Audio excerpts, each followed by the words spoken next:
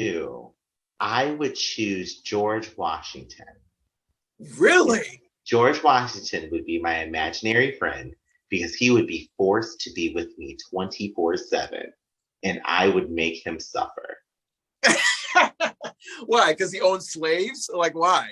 Well, yes. I mean, he's one of the worst people in history. We've got to just give it to him. He has the cake and the Grammy for one of the worst people known to human history. But I want him to see what he created. This is his legacy that he left behind, and I'm going to make him pay for it.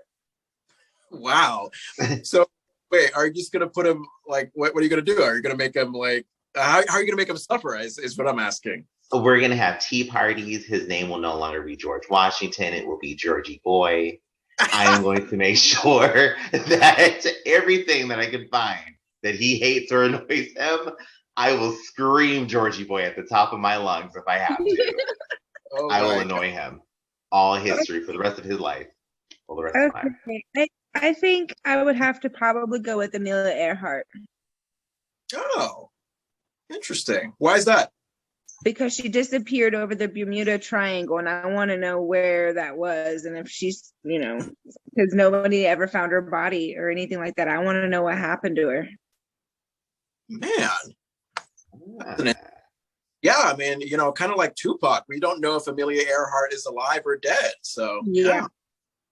And I've seen some pictures in not really history books, but in like those geographical magazines and history, like it's like a National Geographic, but it's got a lot of information in it. But they had a picture of what they thought looked like Amelia Earhart if she was still alive. So that had me question and believe whether or not what is the Bermuda Triangle and why did her plane crash over it and why it's so spooky. I want to know about it. All right. Well, for my person from history who would be my imaginary friend, I'm kind of split.